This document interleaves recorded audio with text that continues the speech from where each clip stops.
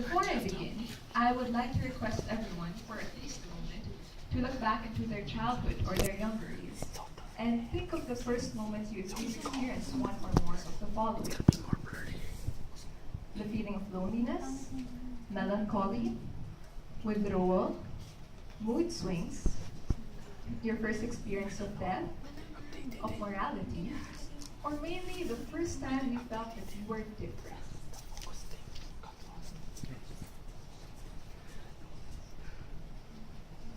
Perhaps for some, this was too overwhelming, and to look back at such a time might be hard.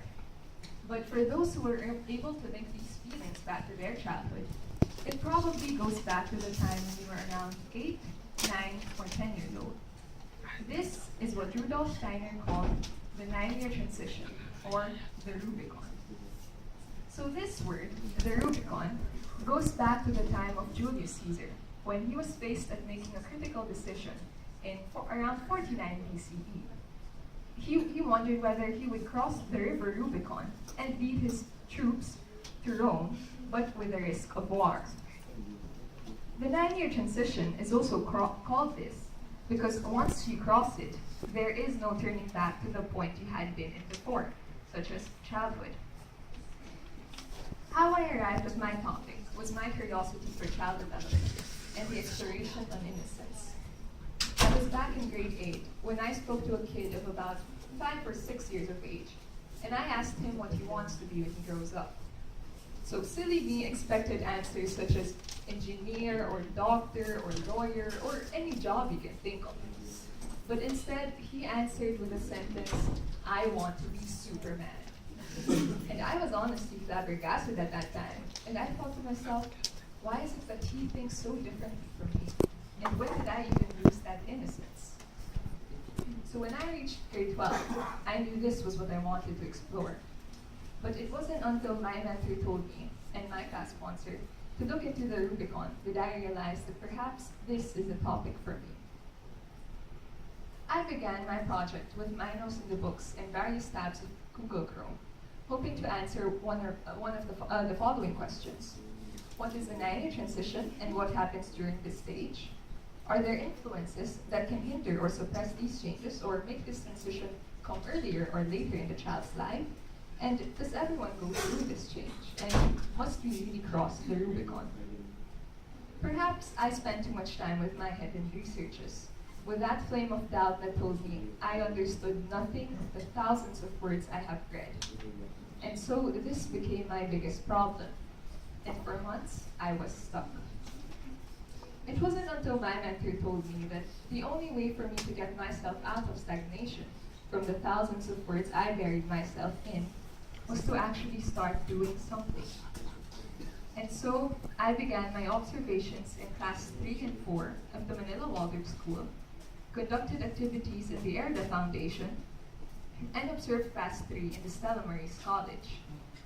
True enough, it was after these experiences that I was able to ground my project and have a better comprehension of it. So, what is the 9-year transition?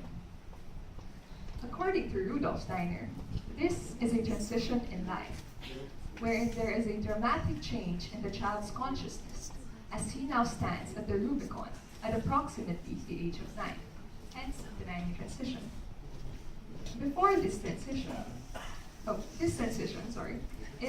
lies between the coming of permanent teeth and replacement of milk teeth and puberty. Although Steiner also says that this happens more in the soul and spirit nature of the child, there are still physical changes which can occur, especially for girls. Before this transition, the child is in somewhat a dream state, wherein everything around her is kind and beautiful and simple, and he is part of everything. So the way he learns is also by imitation of his surroundings. However, when the Rubicon comes, the child is awakened, and now he is more conscious of his surroundings and himself. And so the way he learns is in a more cognitive or technical approach. This is the point when the child begins to separate himself from the world and to know that he is actually different, and he is an I. Although we have this recognition at around 2 or 3, it is only at this point that we really have an understanding of this sinking of the ego or the I. And so perhaps this is one of the most important parts of this transition. So how does the child behave during the Rubicon? Let's create a story, or a scene rather. Say there's a class of about 10 children in grade 3, and we have 5 main characters. Let's name them Stella, Bob, Belle, Christine, and Ernest. These 5 children, as all the kids in the class, love going out to play under the sun, or sometimes even when it rains. When asked what their favorite subject is, they would all say recess, as this was the time they could go out and play together. However, things started to change for Stella and Bob at the beginning of the 3rd grade. When everyone else would go outside during recess, Stella and Bob would rather just stay inside the classroom and draw or read, or sometimes just sit on their chairs and write. After a few weeks, Belle also started to feel different. It wasn't that she would rather stay in the classroom, but rather, despite the hot weather, and we all know how hot it can get in the Philippines, she would still be seen wearing a jacket every day, as though it protected her, like a protection blanket.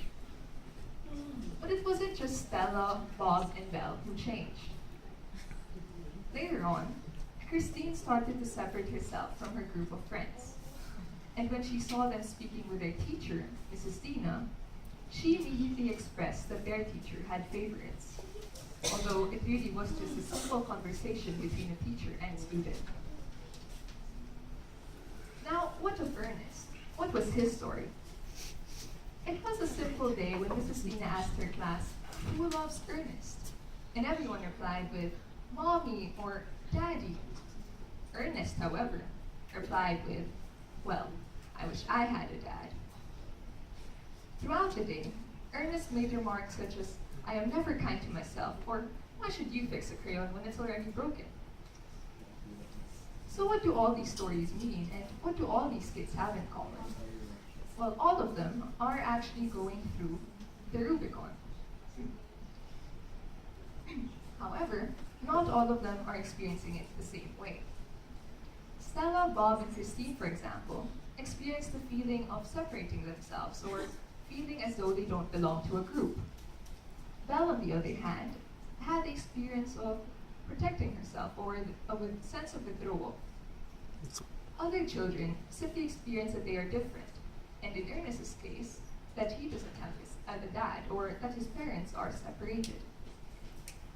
Some children simply know this differentiation by knowing what they are good at, or what they're interested in, and what their weaknesses are.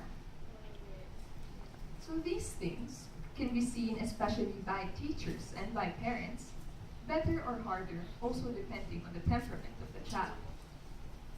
Children who are more choleric have a tendency to be more vocal of their opinions, and so this transition is easier to see. They are also more willful. Likewise, children who are sanguine are also extroverted, but unlike children who are choleric, they are more lively. Children who are melancholic, on the other hand, are more introverted, or don't show their feelings as much. So it is harder to see this transition in them. They are also more serious. Likewise, children who are phlegmatic are also introverted, but they are more calm than the rest. So if all children go through this transition, one may ask, is there anything which can make this transition come earlier or later in the child's life? Let's look at 2 examples. Jackie is the youngest in the family. Let's say she has a sister of about 11 years older than her, and things work well between the two. However, Jackie is still treated like a baby in her family. And what this results to is that Jackie, despite all of her classmates already having passed the transition, she herself hasn't gone through it, or is just beginning to, because of the way she is treated in the family. Let's look at another example. We know that Ernest is or has already gone through the transition. However, what we don't know is that Ernest is actually the youngest in the class. More importantly, What we don't know is that Ernest has been exposed to a lot of technology when he was growing up. And so, on another day, he said as he carried the Sea-Doo bottle, "This is beer, it's just in a Sea-Doo bottle." So, what about adults now, or those who have gone through this change already? First, hopefully, for those who were able to link parts of their childhood to these feelings, you have a better understanding of that inexplicable different feeling you had when you were also crossing your Rubicon. However, for those who weren't able to link any of these feelings, it may simply mean that you didn't really have a distinct experience of your own. Nonetheless, the way we can understand our own Rubicon better is really by looking back at it, since the 8, 9, or 10-year-old us would only feel that something is different. So now let's look at the experiences of 3 of the adults I have interviewed. One woman said she remembers her 9th year more distinctly than others. As she was walking through her school, she experienced a sudden fear. And somehow she couldn't comprehend as this came out of nowhere. This feeling suddenly disappeared as quickly and magically as it had come. For some people, they simply crossed the Rubicon as though nothing really big happened. Albert, for example, simply remembers traveling to the other side of the country with his uncle. Although this was a nice experience, he doesn't really remember such a big change. Likewise, Bonnie also doesn't remember so much from her experience. She grew up a sheltered child, and she wasn't really exposed to the outside world. Instead, she stayed in her room and read or studied all day long. When I asked Bonnie what she remembers, she said she doesn't really remember anything. And perhaps this is because she was never really exposed to that dreamy and playful state children are naturally exposed to. Instead, she was already exposed to the things that would only happen during the transition. So, with all these information, it can be concluded the Rubicon is a threshold everyone goes through. However, you can experience it differently from others. So, Miss Isa perhaps could have had a different experience from either Romer. Or maybe the person you're beside had the experience of feeling melancholic, while you didn't really have a distinct experience of your own. But whatever or however it is that you have experienced this transition, it still goes back to the bottom line that where you are now, whether it is in adulthood or second childhood even, is because you yourself had crossed your Rubicon. And you have been, and will still be, moving forward.